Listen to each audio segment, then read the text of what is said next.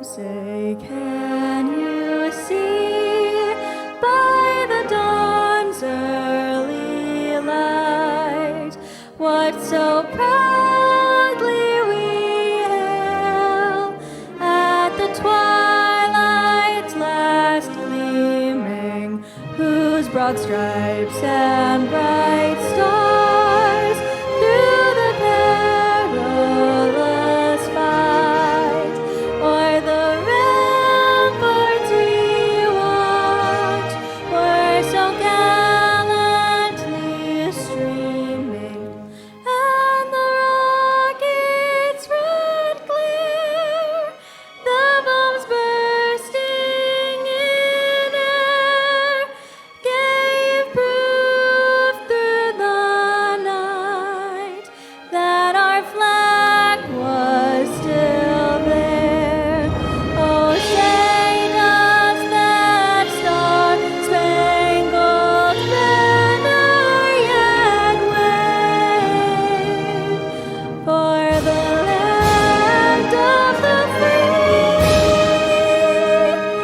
and the home of the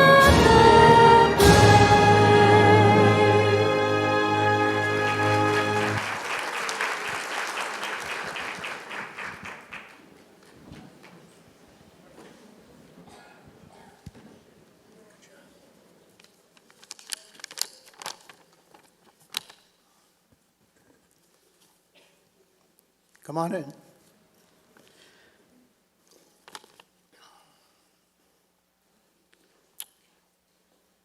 That was beautiful, Maya. Good evening.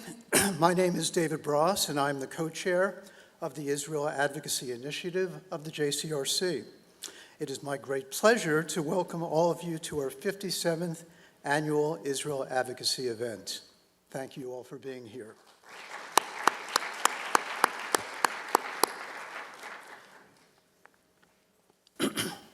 I am pinch hitting tonight for our terrific event chair, Jennifer Gottlieb, who just returned from Israel and could not be here tonight. We pray for all the people of Israel to remain safe. We pray for a meaningful and lasting peace to be achieved as soon as possible, and for all of us, a secure and viable Jewish future. Wonderful programs like this takes a team, and we could not have done this without the amazing IAE committee, led by Jennifer Gottlieb, which has spent months bringing us together. Will the committee members please wave? Anybody on the committee? There you are.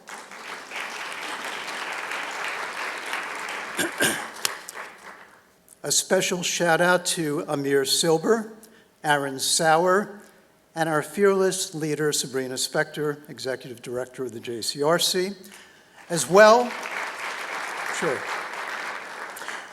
as to the rest of the professional staff for their dedication and for always keeping us moving forward.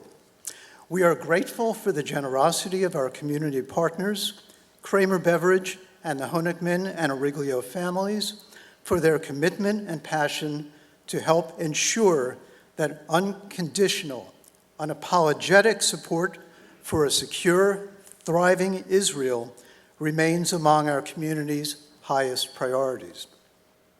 Please take a moment to peruse our program guide to acknowledge the commitment to our vital mission from our numerous sponsors and patrons.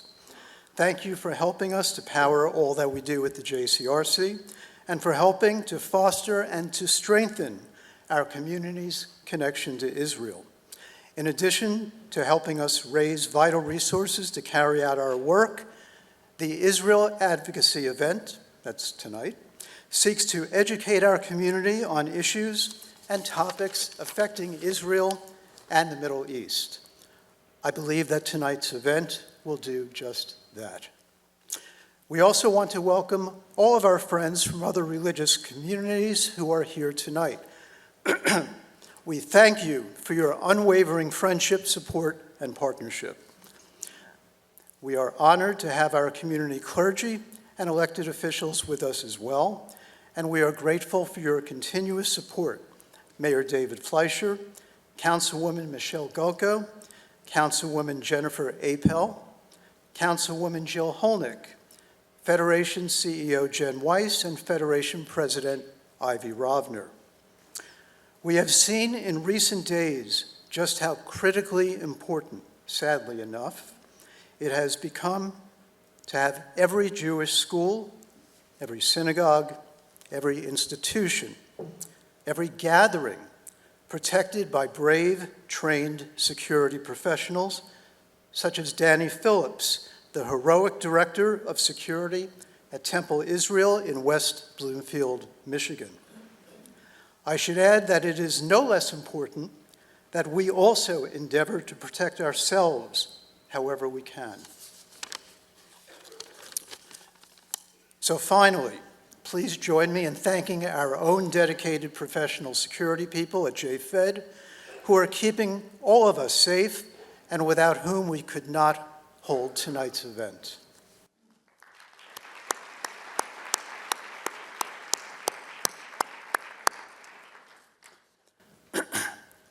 Todah Rabbah to Temple Beth Shalom for opening their doors to us and for hosting us in their beautiful home.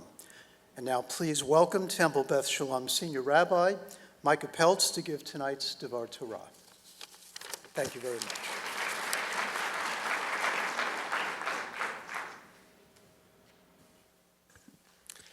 Thank you, David, and Erev Tov, everyone. Good evening. Wonderful to have you all here tonight. We're honored at CBS to be hosting this wonderful event tonight. And we're grateful for everyone who put it together, to Jennifer Gottlieb, to Alan Moldov, to Sabrina Spector, and all the JCRC staff and committees who made this happen. You know, this Shabbat we're going to be reading the book of Vayikra, the book of Leviticus, which often is the one that the Bar Bat Mitzvah students are not so happy with getting a parsha from. But there's something that comes out of the very first verse of the book of Vayikra that I think really speaks to us at this moment, both tonight and in our world. And there's a very subtle redundancy that commentaries point out. And at the very beginning, we begin Vayikra el Moshe, and God calls to Moshe, Vaydaber Adonai elav, and God speaks to Moshe. And the commentaries want to know, why does God need to call to Moshe and speak to Moshe? Either call to him or speak to him, right? Why does he have to do both? And there's one interpretation that's brought in our Eitz Chaim Chumash that we use here at TBS that says that Moshe, after taking the Israelites out of Egypt, after receiving Torah, after building the Mishkan, the tabernacle, he thought he was done. He thought this was it. It's time to go to Florida and retire and let them do whatever they're going to do. But God calls to Moshe and says, Vayikra Moshe, hey Moshe, Vaydaber Adonai Elav, you're not done yet. There is more work to do. We need to learn how to be practicing Jews, and of course we need to get to Eretz Yisrael, to the land of Israel, and you, Moshe, need to lead them. And what I love about this commentary is that I think it really speaks to all of us and to this moment where, as much as we thought if we were maybe not done, but we felt very secure as a Jewish people.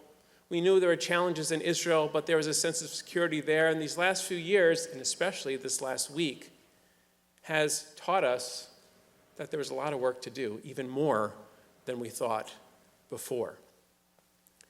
We thought that we had made a lot of progress, and we have, but yet there's still a lot of more ways to go. Unfortunately, it is like people like the honorees who we have here tonight that help set an example for us about how we pick ourselves up, come together as a community, a strong community, behind our Jewish people, and of course also behind Israel. Josh Resnick as the Next Gen Award. I've had the pleasure to watch Josh grow up. From KBA to Camp Ramah in the community here as well, and sets a wonderful example for our next generation and gives us great hope in how he answers that call. Rinat Morag, who has done this for the Israeli community.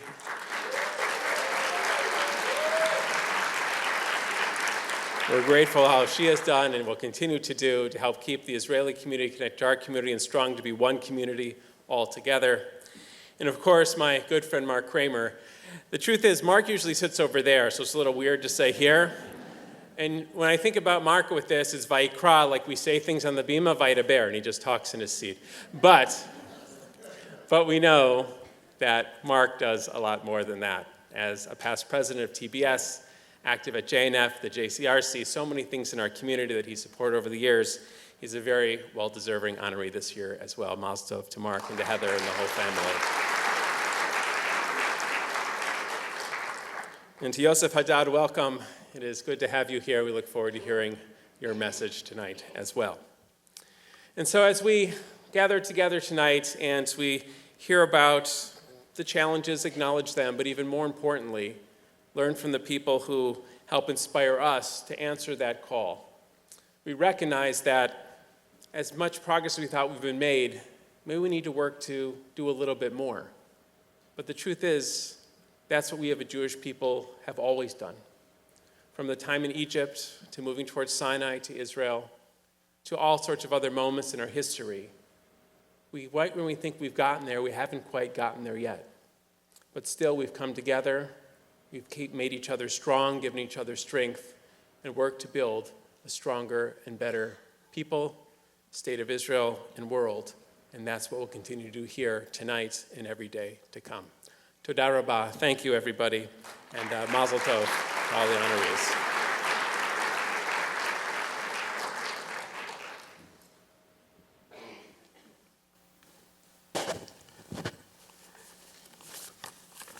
Thank you, Rabbi, for a very meaningful devar. A recent Gallup poll released 3 weeks ago revealed that U.S. public opinion toward the Israeli-Palestinian conflict has shifted in the past 12 months. For the first time in Gallup's annual polling on this issue since 2001, more Americans sympathize with the Palestinians than they do with the Israelis. And according to the ADL, anti-Semitic incidents in New Jersey in 2025 remain at historically high levels, ranking New Jersey as the third highest in the nation for such acts, following New York and California. This alarming trend is the same throughout the world. Good evening, everybody. My name's Alan Moldolf, and I am board president of the Jewish Community Relations Council for Southern New Jersey. The JCRC is committed to the twin goals of using our voice along with our community and government relations efforts to educate and advocate to combat anti-Semitism and support for Israel. Last year at this time, we were praying for the return of Israeli, American, and other hostages being held in Gaza. And thankfully, perhaps miraculously, all, both living and dead, are now home. And tonight,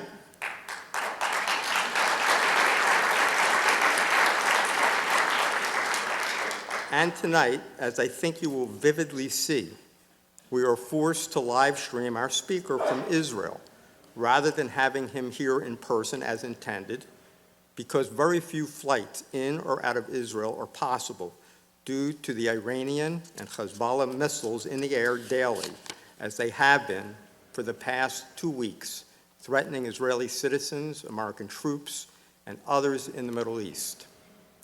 And so tonight, we pray for their safety and the safety and success of the United States and Israeli militaries, which forces have combined in battle against the theocratic terrorists ruling Iran, who are committed to wiping Israel off the map and who threaten the world with the development of nuclear weapons. Similarly, we here at home are also threatened by terrorist attacks, and particularly at our Jewish institutions and synagogues, and as just occurred several days ago at a large synagogue in Michigan. In these trying times, we are fortunate to have our Federation and JFed security to help keep us physically secure.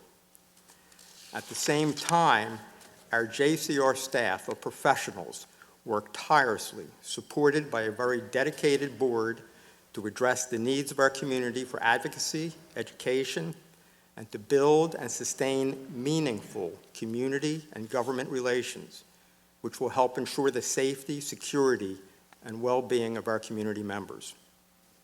At this time, rather than give you a laundry list of all the many things, both behind the scenes and publicly, JCRC has accomplished this past year, I want to draw your attention to the screen for the debut of a brief but hopefully impactful video, which I think captures the tenor, spirit, and quite frankly, the very purpose of our agency. Here it is. Our history teaches us to act, to lead with strength and purpose, to build bridges instead of barriers. At the Jewish Community Relations Council of Southern New Jersey, we carried that responsibility forward. As the public affairs and advocacy arm of the Jewish Federation of Southern New Jersey, JCRC is the voice of our community on issues of Israel advocacy, combating anti-Semitism, and public policy in local, state, and federal government. We speak up when silence would mean acceptance. We show up when others might turn away. To honor that commitment, we advance the values, interests, and security of the Jewish community through advocacy, education, and open dialogue that builds meaningful connections. Our impact is felt every day in classrooms, On college campuses, In houses of worship, and in government buildings.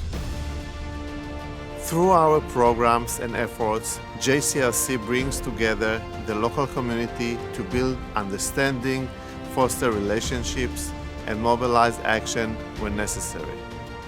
in times of increasing division and anti-Semitism, we know that the best defense is to stand up and stand strong. Each one of us has a role to play. And when we stand together, we have the power to shape a future of safety and unity, Ensuring a secure and thriving Jewish community for ourselves and our children.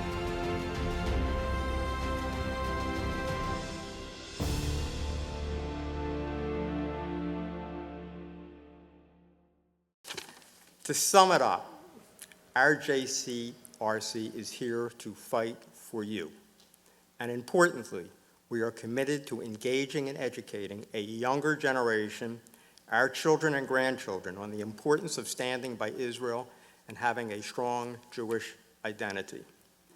Toward that end, this year, we have made it a top priority to ensure our schools, parents, and students are getting the support and resources they need in K through 12.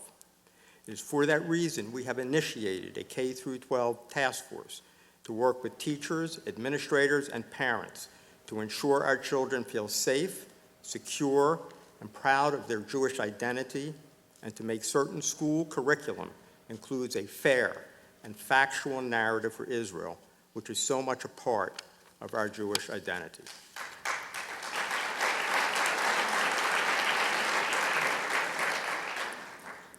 This work takes a committed community, volunteers, advocates, and resources. Because of this, we ask for your help. We need your engagement. We welcome your input, and yes, to do this work, we ask for your financial support, because our fight is your fight.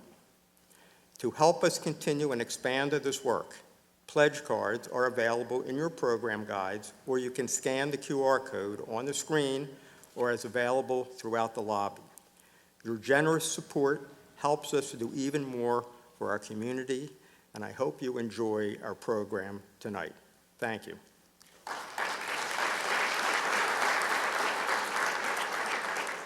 At this time, I would like to welcome Asaf Mizrahi, Executive Director of Greater Philadelphia and Cherry Hill NCSY, to kick off the honoree portion of our program.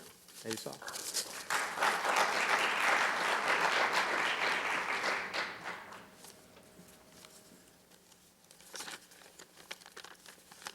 Good evening, everyone.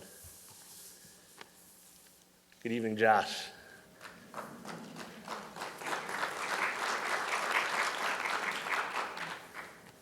As the director of the Jewish Student Union in Cherry Hill, I've had the privilege of meeting thousands of Jewish students across the region.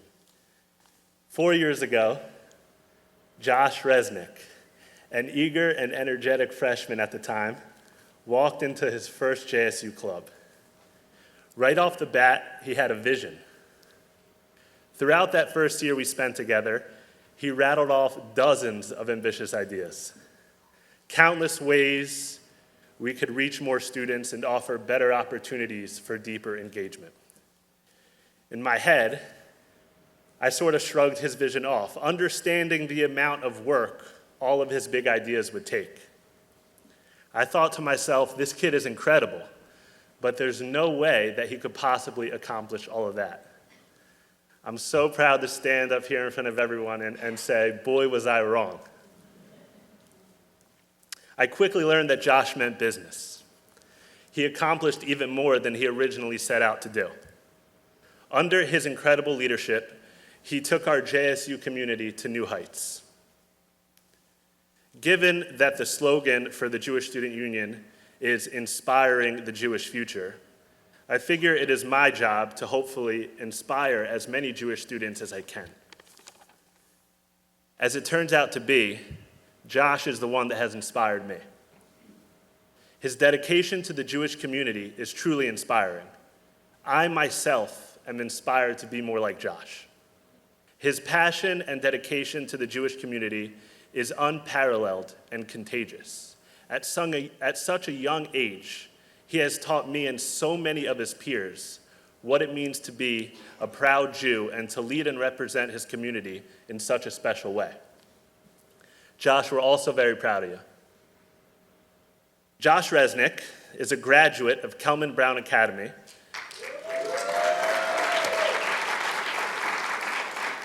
and is a current senior studying at Cherry Hill High School East. October 7th inspired him to show his identity proudly when he chose to wear a kippah to school on October 8th. One of the few to wear a kippah to his public school.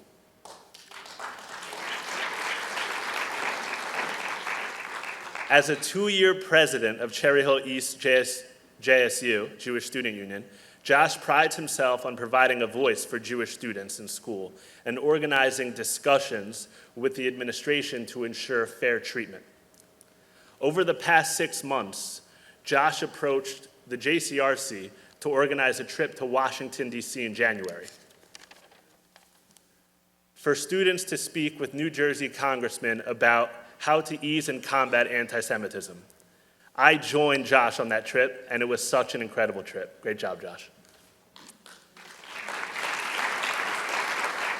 Because of his efforts, students had the opportunity to advocate and serve as leaders.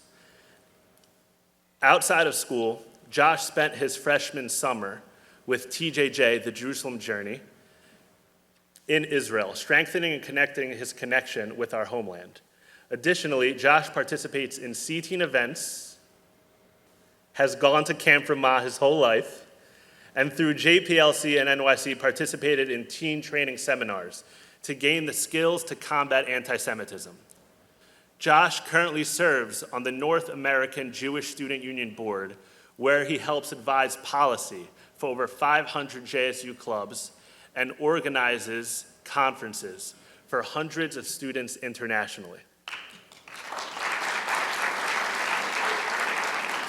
Beyond Josh's dedication to pro-Israel advocacy, Josh competes in DECA at an international level, co-founded Fire Safety Initiative to help students learn fire safety, and plays tennis for Cherry Hill High School East. At this point, I would like to welcome up the Next Gen Israel Advocacy Award honoree, Josh Resnick.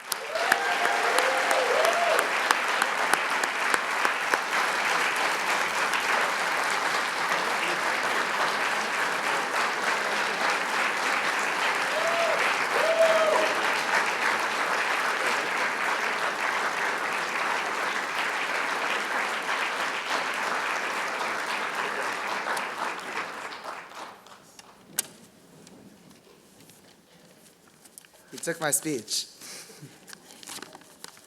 Good evening. Thank you, Asaf, for the introduction and JCRC for this honor.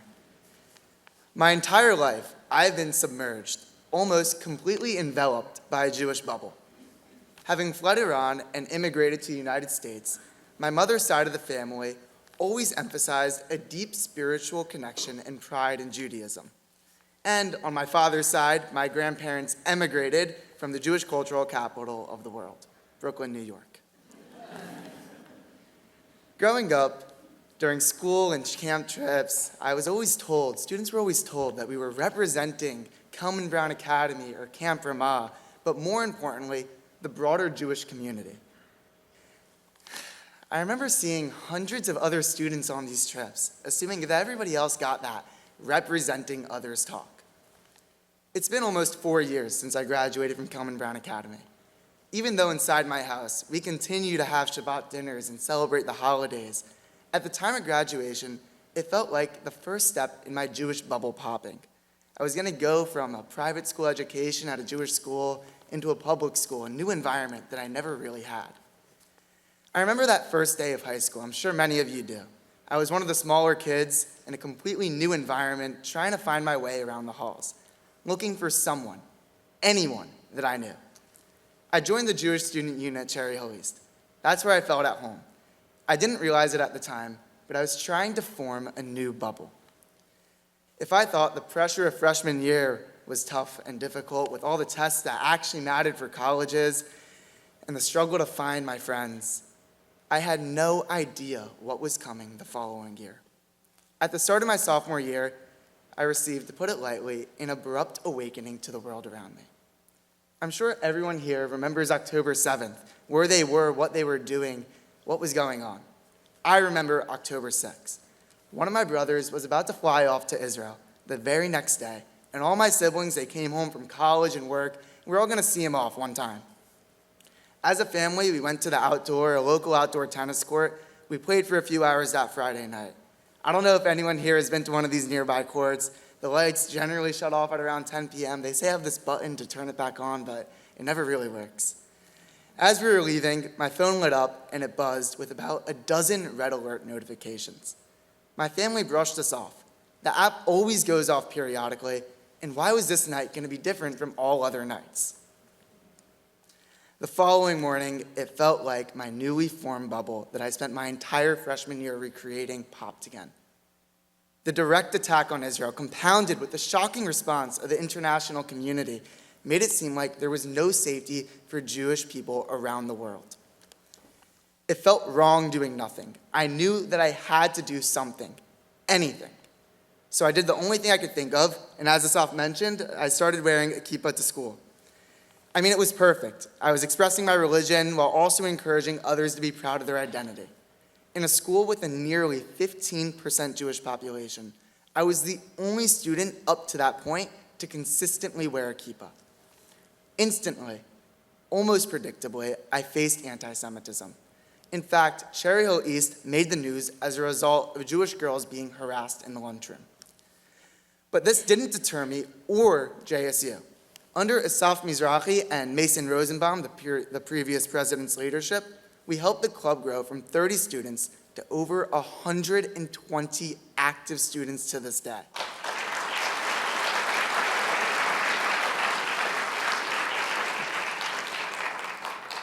This was not enough. There is always more that can be done. My sophomore year, I attended the March for Israel in DC and helped lead a trip bringing 50 students to go to the DC Holocaust Museum. It felt like my bubble was reforming. There was a growing community in JSU, a sense of safety that we gained at the march, and a shared identity among students. Still, we needed to do more. Strengthening the Jewish community is only one part of the battle. In my junior year, I met with the administration at East on an almost weekly basis, forming strategies to combat in-school anti-Semitism. I worked to make East a place where Jewish students felt comfortable wearing their Magen David necklace or wearing a IDF sweatshirt. Throughout all of this, I still proudly wore my kippah. From taking trains to New York to competing in the district, state, and national DECA competitions, everyone saw the lone Jewish student staying proud and true to his identity despite the criticism received.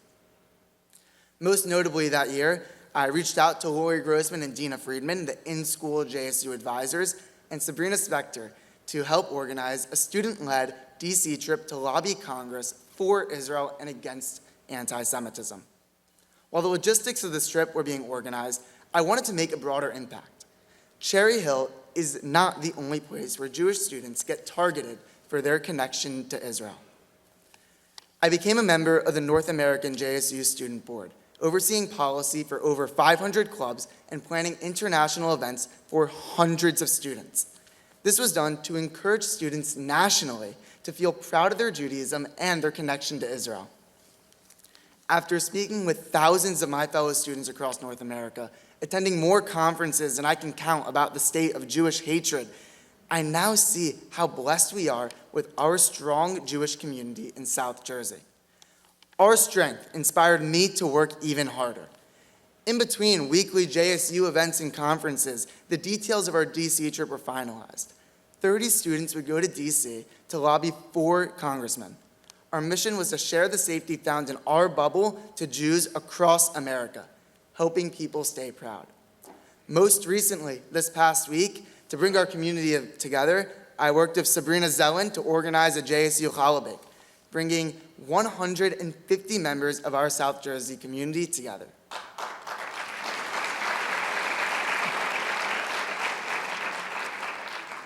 None of this would have been possible without that freshman who felt lost in a massive school. Look around. Everyone here is already in a bubble. A bubble is not a bad thing.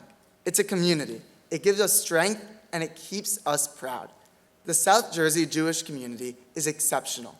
Every person in this room is part of the community that creates that bubble of strength. It is because of you that I felt safe as a kid, and because of you that I want to continue replicating that feeling for others. But what matters more than being enveloped in a bubble is finding others to bring into the bubble, making them feel welcomed. So wear the Chai necklace sharing your identity. Continue supporting our community and pass on your pride to the next person you see, bringing them along to the next community event. If that freshman walking into East had known where choosing to wear a kippah would lead, he wouldn't have felt so disconnected from his bubble. All it takes is one choice. Thank you.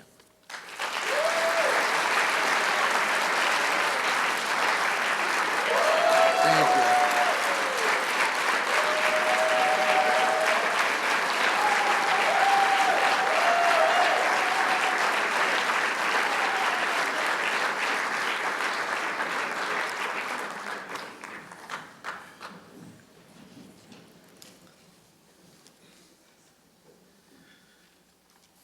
Good evening, everyone. Tonight, we are here to celebrate someone who makes many of us quietly ask ourselves if we are doing something wrong with our time. Because Rinat Morad clearly has more than 24 hours in her day. There is simply no other explanation. Somehow, in the same day, Rinat managed to be a devoted and loving mom for her 4 incredible children, Honoree, Maya, Eli, and Eitan. Run the family business, continue studying and growing, volunteer with SAR, the Israeli Emotional Support Chat, support countless members of our community, and very importantly, be a loving and supportive wife to Benny, the love of her life. And then that just before lunch. Benny, we all know that behind every extraordinary woman is a very, very patient husband who has learned that when Rinat say, I just be out for a quick meeting, quick might have a few other definitions, and none of them is fast. Honestly, I'm starting to suspect that Rinat secretly runs on Israel time, which means every day has about 32 hours. But if you really want to understand Rinat, you have to understand only 2 words, connection and community. When people ask, who is Rinat? The answer is not title or role. The answer is feeling you get when someone shows up exactly when you need them. Rinat is the person who does not just step up when something needs to be done. She leans in. She's the one who offers the right advice at the exact moment you need it. The one who helps you to see clearly when the path forward isn't obvious. But that makes Rinat truly special in that she doesn't just give advice. She gives people tools to grow, to become stronger, to move forward with confidence. She doesn't just help you solve the challenge you're facing today. She helps you to become a kind of a person who knows how to face tomorrow.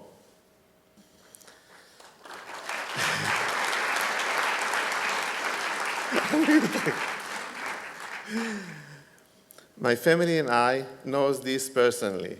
We are lucky to call Rinat our best friend from the very first day after we moved here, almost 3 years ago.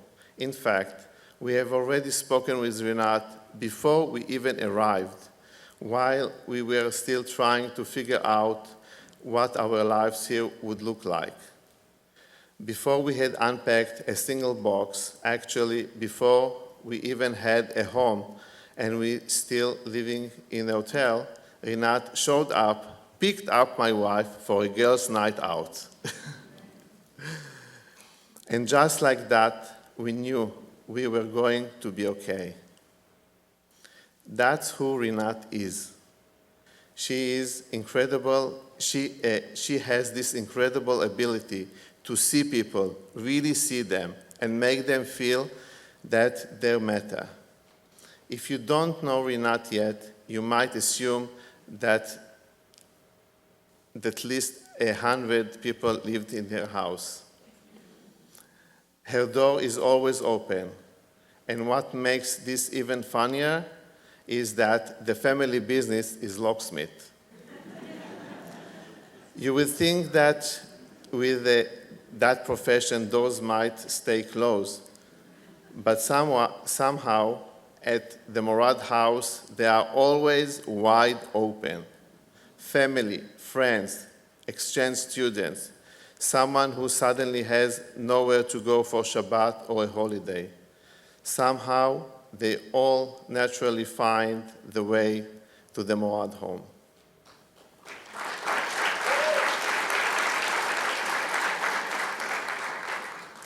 And when you walk into a community gathering with Rinat, something magical happens. She knows everyone, and more than that, everyone knows her, because people are drawn to her warmth, her energy, and her genuine care for others. Since returning to the community in 2017, Rinat did not just move back. She dove in headfirst.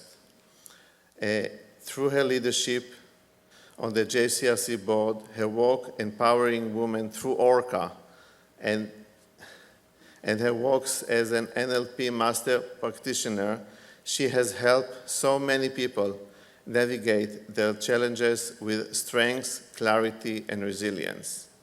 And perhaps most powerfully, Rinat served as a bridge between our community here and Israel. Whenever leading deeply meaningful Yom HaZikaron programs or organizing support and supplies for wounded and lone soldiers since the war began, Rinat reminds us that even thousands of miles away, we are still one people.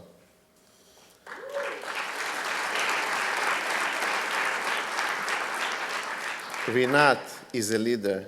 She is a listener. She is the first person many of us call when we need a friend. Rinat. That's the beautiful things about, I'm excited. The beautiful thing about the way you live your life is that you may never fully know how many people you have lifted, how many hearts you have strength, and how many lives you quietly changed along the way. But tonight, we are all get to say it together. Our community is stronger because of you. Rinat, this is for you.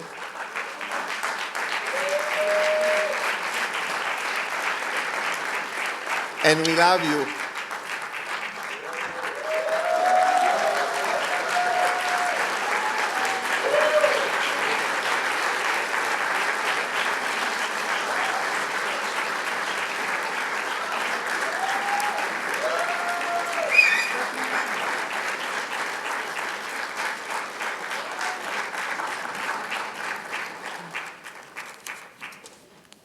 Wow.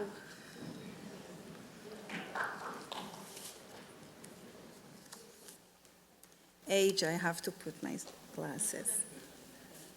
Thank you, Tal. So I want to start my speech with a question.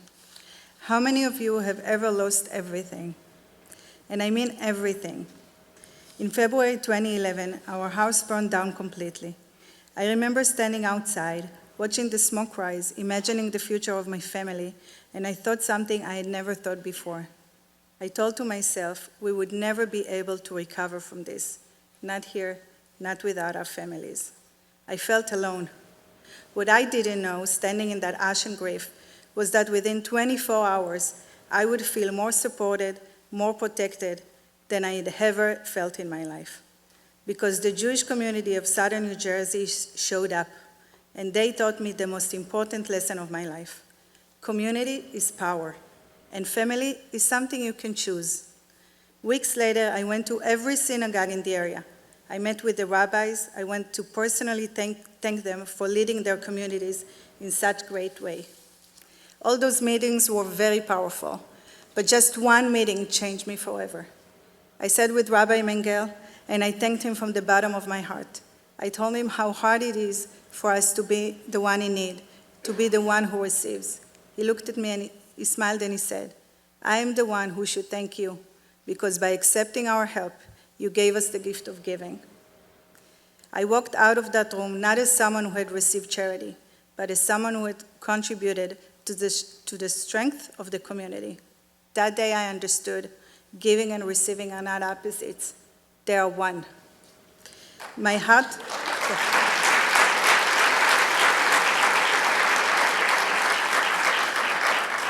my heart was filled with gratitude. If this community, this Jewish community, could hold me the way it did, then I want to take part in what makes that possible. My grandma used to tell me, the best investment you will ever make in life is in people. Not a business, not a car, not a house, your people.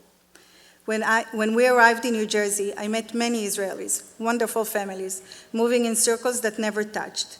People were neighbors, friends, but not a community. So I started with 5 families, then 10, then 20, until we had something we could finally call a community, the Israeli community. We organized community trips, children events, women gatherings, Shabbat and holiday dinners, and much more. Over 15 years, I discovered something about myself. Every time a personal need arose in my family, I turned it into a communal project. That's how I operate. I don't have a master plan. I operate from a feeling, from a need. And then I look around and I ask, who wants to do it with me? Because I believe in Zikui Arabim, the merit of the many. The more people who are part of the doing, the more people who feel the meaning of the doing. And that's an amazing feeling. Viktor Frankl, a Jewish Holocaust survivor, once said, those who have a why to live can bear almost anyhow. My why is belonging, connection, assuring that none of us is alone. Every single person in this room has their own why. You have hands, you have heart, you have 1 hour a week you can give. You just need to ask yourself, what is my why? And what am I doing with it today? Because meaning is not found, it is built. And belonging is not giving, it is chosen. We build it together every single day. On October 7th,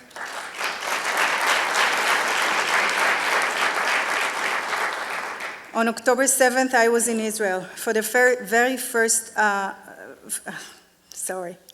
the first few hours, I stood there like everyone else in shock. But very quickly, something shifted. I knew I had to go back to New Jersey because that is where I find my strength. That is where my community is. I've learned that my superpower is not what I do alone. It is the opportunities I bring to my community. It's what we can do together. The sense of belonging had never felt stronger. We all needed to act. We all wanted to give. And there was so much to do. So together with local and non-local partners, we brought the full power of our community to bear. We mobilized, we launched social media advocacy in 5 languages, fundraised equipment for frontline units, helped families who had to be displaced rebuild a sense of home, and donate new ambulances to Magen David Adom. We did wonderful things, all of us, together. My volunteer job, which I started before October 7th, had become more demanding every day since. Sahar is a nonprofit that provides anonymous online emotional support. People in Israel of all ages, all backgrounds, open a chat window anonymously, and I'm there, waiting to help ease the pain. I hold them up, I offer empathy, compassion, and support. And every time I close a session, I go to sleep knowing whoever saves a single soul, it is if they save the entire world. I don't always save the world, but sometimes I reach someone just in time, and that's enough.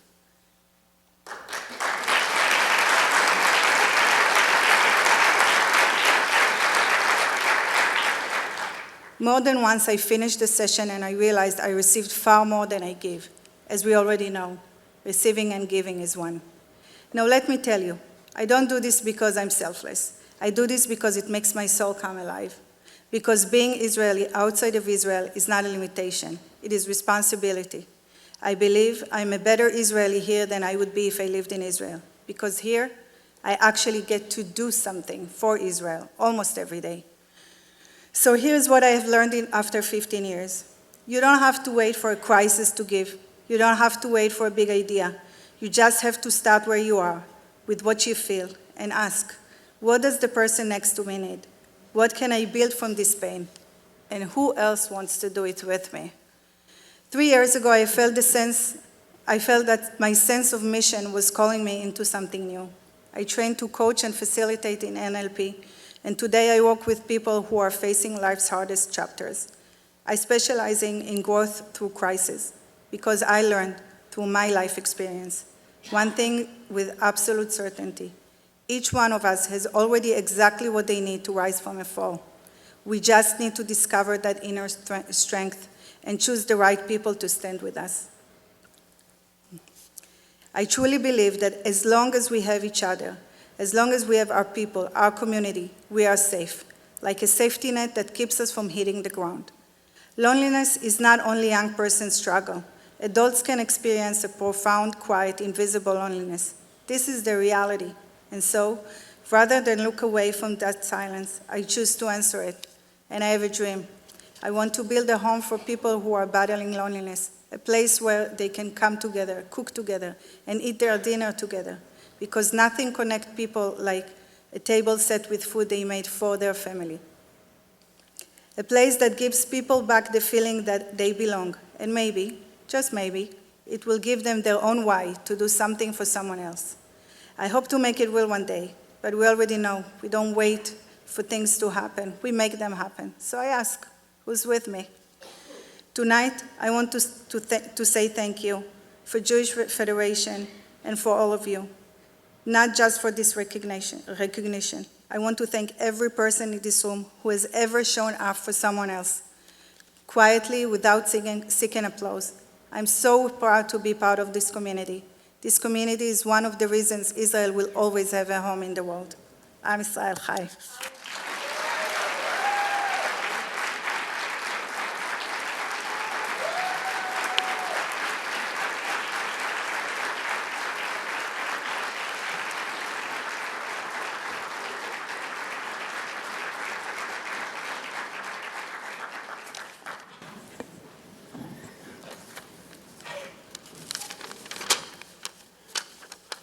Only 7 pages long.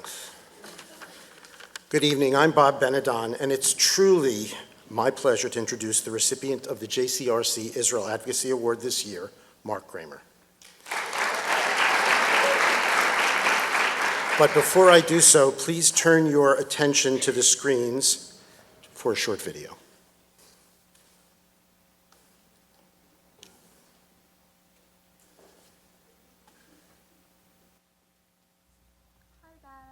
Congratulate you on your Israel Advocacy Award. I'm so proud of you and all of the work that you do towards Israel, from visiting last summer, all the boards and organizations you're part of, and just all the trips you've been on. You've definitely inspired me a lot. I definitely would not be taking Hebrew at college if not for you, and I'm so excited hopefully to be going this summer to Israel through Birthright and onward, and I can't wait for you and Mom to visit me while I'm there. Beyond this award, I think your commitment to all things Judaism with your involvement with TBS and leading all of the Jewish seders and holidays is really inspiring, and I just look up to you in so many ways. I'm really sorry I can't be there tonight, but I just want you to know that I'm very proud of you, and again, another big congratulations. Love you.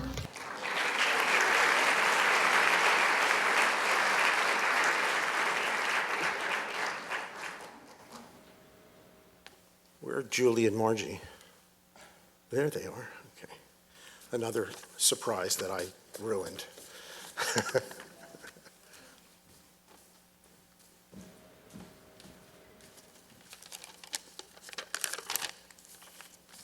Unfortunately, Mark's sister, Michelle, was not able to be here tonight, and so she asked us to read a special message to him.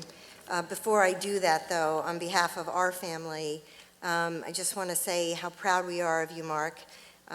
We've always looked up to you. You've always been our big cousin, and Julie and I could not be more honored to be here tonight and to wish you mazel tov. Okay. To my favorite brother, I admire you for so many reasons. You are the voice of reason, a calm presence, disciplined, generous, hardworking, intelligent, loving, and always good for a laugh. You somehow manage to handle so much, both personally and professionally, with grace and integrity. Your love for Israel and being Jewish, as well as your deep connection to Camp Ramah, are intrinsic to who you are. Growing up in our family, we learned how important it is to support the Jewish community, not just with our resources, but with our time, our energy, and our hearts. Even though Heather and I had to wake you up in the middle of the night when the rockets started falling, I know you'll always be happy to return to your beloved Israel. You are a wonderful father, husband, brother, and son.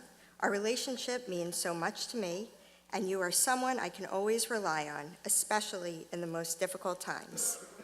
I'm sorry I can't be there with you tonight. I'm still in Florida, but I couldn't miss the opportunity to tell you how incredibly proud I am of you and how proud Mom would be as well.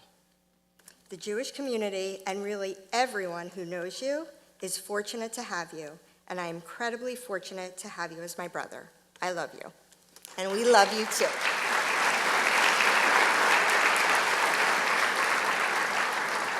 So when Mark introduced me to Julie and Margie, he said, "Oh, you're going to make comments," which he didn't know about. That's the surprise I ruined. My apologies, Mark. So thank you, Jordan, and thank you, Julie and Margie. I appreciate it. I have known Mark for more than 20 years, having worked very closely with him in Jewish National Fund since the day we met. Advocacy is defined as public support for or recommendation of a particular cause or policy. In this case, our beloved homeland, Israel. I can't begin to tell you how excited I was when I heard that Mark had been selected. He is the definition of Israel advocacy. Mark's first trip to Israel was in 1987 with Ramah's seminar. He spoke of how memorable his first visit to the Kotel was, and it's obvious to me that it made a lasting impression and cemented his connection to our homeland, Israel. Mark has been back to Israel 5 times and recounted some of his experiences to me, like when he and a friend on New Year's Eve, December 1989, hopped on a plane for winter break and spent 3 weeks volunteering on an army base.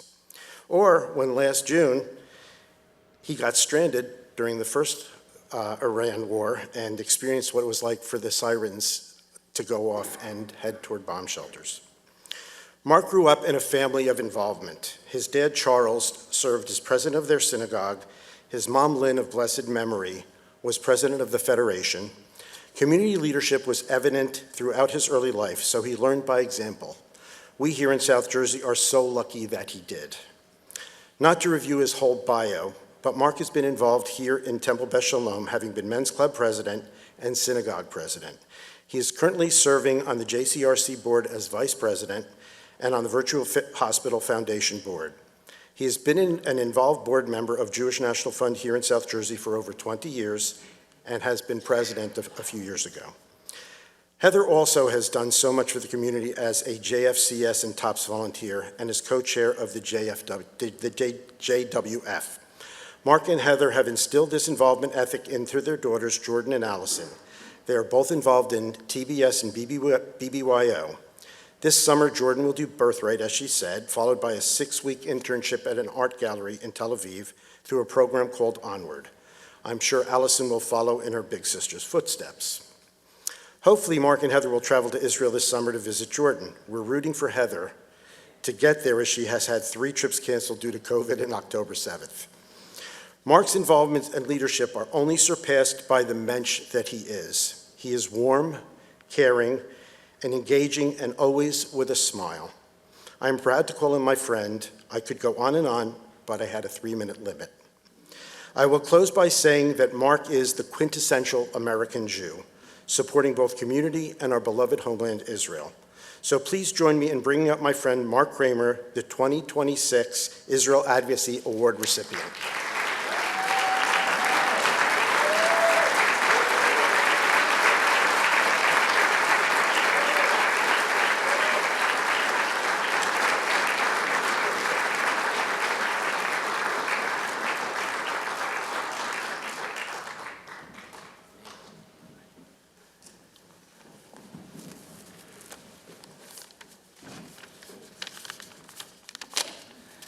Good evening. I'd like to thank the Academy. But I want to begin by expressing my heartfelt gratitude to the Israel Advocacy Committee and everyone involved in selecting me for this prestigious award. It is truly an honor to stand before you tonight and accept this recognition. I would also like to congratulate my fellow honorees, Rinat Morad for the Community Award and Josh Resnick for the Next Generation Israel Advocacy Award. It is a pleasure to share this evening with both of you.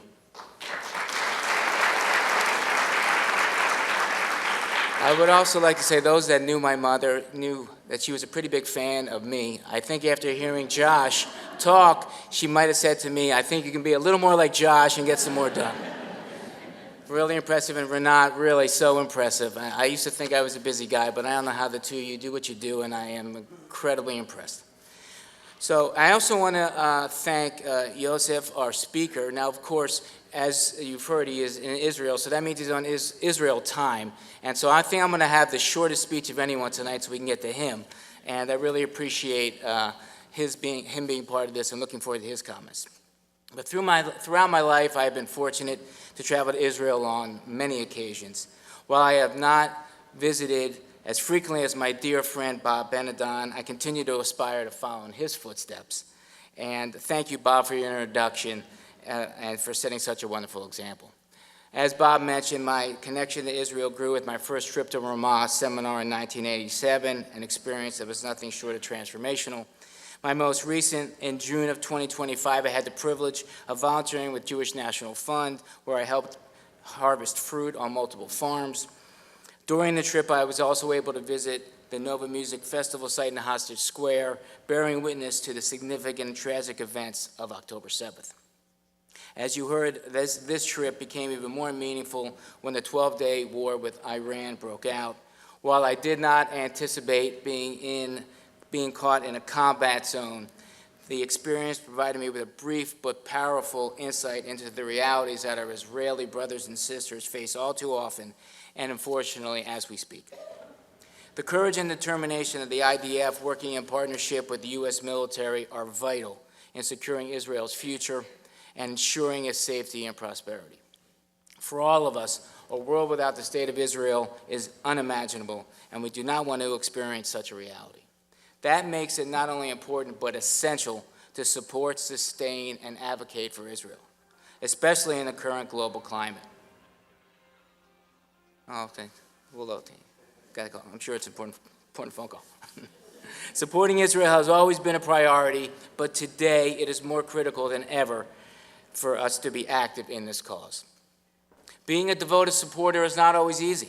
There are too many individuals, bloggers, podcasters, organizations, academic institutions, politicians, and governments that target Israel and the Jewish people worldwide.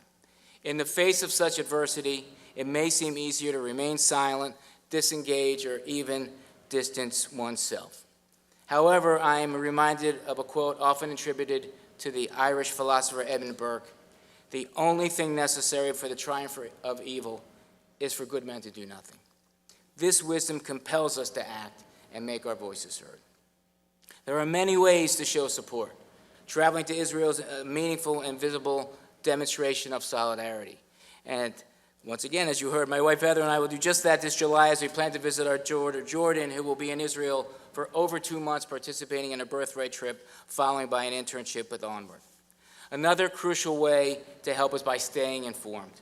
With so many sources of misinformation, it is vital to be knowledgeable and prepared to counter false claims effectively. I personally rely on resources like the Call Me Back podcast by Dan Senor and the It's Noon in Israel daily email from Amit Segal. These are just two of the many valuable tools that are available to stay up to date and well informed. My commitment to being active in the Jewish community began in my childhood. My mother, Lynn, of blessed memory, and my father, Charles, who could not be here tonight, devoted themselves to countless Jewish institutions and causes. Their dedication taught my sister, Michelle, and me the true meaning of giving back and instilled a profound sense of community. I have tried to follow their example by serving in various capacities within organizations such as the JCRC, JNF, and TBS here in our local community. I am only able to do this with the unwavering love and support of my wonderful wife, Heather. While it is easier now as our daughters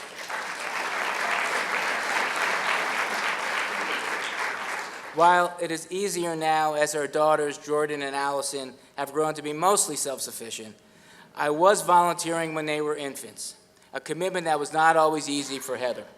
She, too, contributes significantly, giving back to organizations including Jewish Senior Housing, the Jewish Women's Foundation, and the TOPS program. Together, we hope to provide a lasting example of community involvement for our children, perpetuating this cycle of giving back. There are so many individuals to thank, and while I wish I could mention everyone, I will be brief. My sincere appreciation goes to our JCRC President, Alan Moldoff, our incoming President, Bonnie Gallum, Executive Director, Sabrina Spector, and all my fellow board members for this honor. To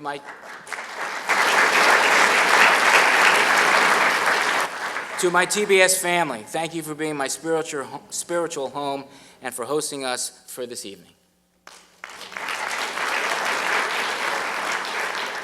I am deeply grateful to all the friends and family present tonight, as well as those who could not attend but have provided their support in other ways. Lastly, I want to thank my beautiful wife once more for her patience, partnership, and unwavering support, and my two wonderful daughters.